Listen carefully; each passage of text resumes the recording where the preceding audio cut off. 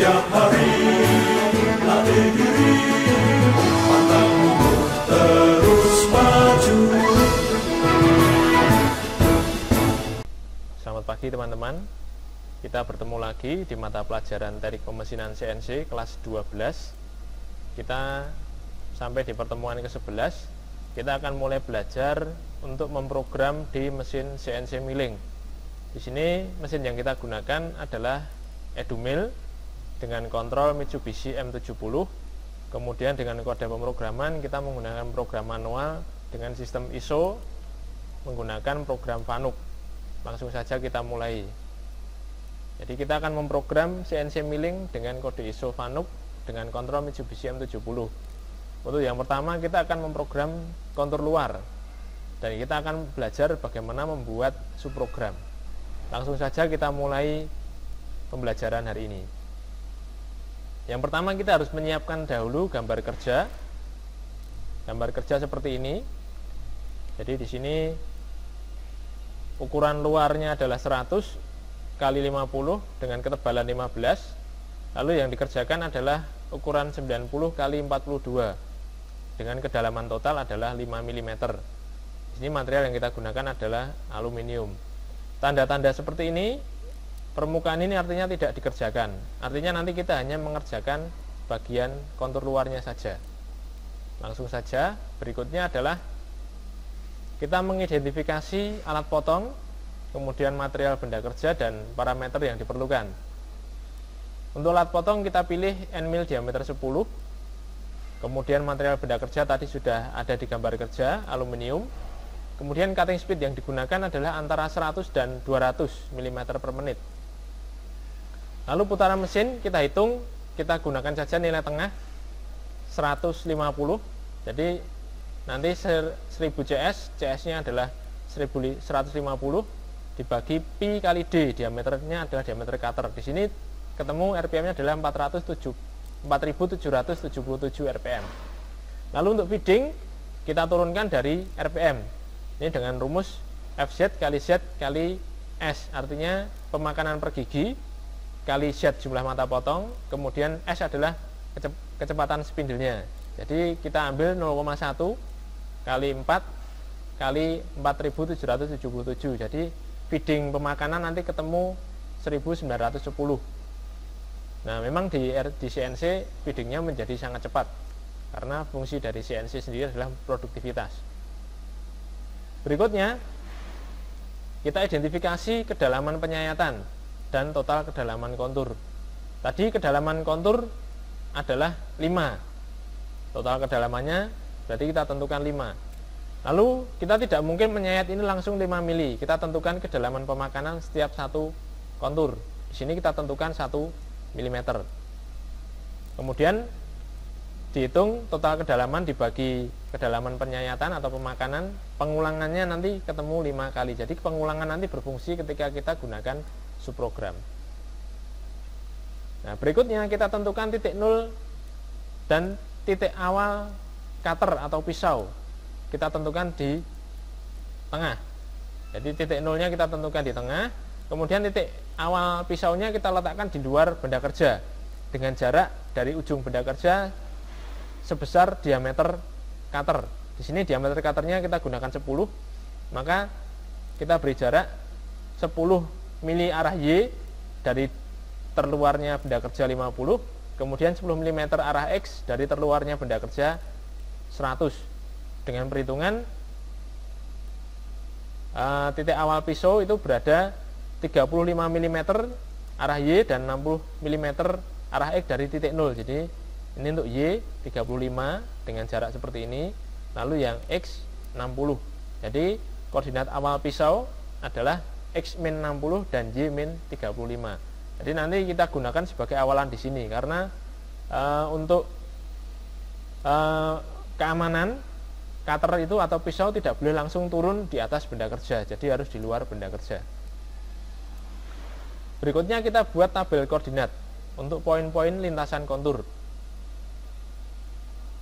Nah, berikutnya kita beri tanda. Konturnya yang kita kerjakan adalah 90 kali 42. Kita beri tanda di pojok kiri itu A, atas B, kemudian kanan atas C, kanan bawah D. Jadi nanti lintasannya adalah searah jarum jam poin-poinnya lintasan, karena kita akan menggunakan climbing. Tabel koordinatnya adalah climbing dan konvensional. Nanti titik awalnya di video penjelasan dari Pak Beni, nggak kelihatan. Di sana sudah dijelaskan. Titik awalnya adalah menyayat dalam CNC. Metode penyayatannya harus climbing, menggunakan metode seperti apa. Oke, langsung saja kita buat tabel koordinatnya. Di sini kita mulai dari titik awal adalah X-60, Y-35. Lalu titik A adalah X-45, dihitung dari tengah, setengahnya 90, karena di sebelah kiri maka min 45. Y adalah setengah dari 42, di sebelah bawah min 21. Kemudian titik B itu min 45, X-nya masih sama, Y-nya berubah menjadi Y21. Kemudian titik C, kita bergeser ke kanan, titik C adalah 45, Y-nya masih tetap 21. Titik D, X-nya tetap 45, Y-nya min 21. Kemudian titik akhir itu berada di posisi awal sebelum menyayat. Oke, berikutnya adalah memulai membuat program utama. Jadi nanti ada program utama dan ada program subprogramnya atau anak programnya. Yang pertama kita ketik N10 G21, yaitu mengeset pengukuran secara metrik. Kemudian G91, N20 ini adalah nomor baris program. G91, G28, Z0 kembali ke titik 0 mesin. Kemudian T1M6 ini mengganti alat potong. Kemudian berikutnya adalah S4777 sesuai dengan perhitungan M3. Jadi memutar spindle searah jarum jam dengan RPM 4777. Kemudian kita gerakkan ke positioning titik awal. G90 absolut, G54 adalah titik 0 benda kerja, menuju ke X-60 dan Y-35. Nah, kemudian kita gerakkan turun menuju ke benda kerja. Kita aktifkan G43H1. G43 adalah kompensasi panjang alat potong positif pada tool 1. H1 adalah tool 1 menuju ke 25 mm di atas benda kerja. Jadi kita set titik nolnya itu di permukaan benda kerja.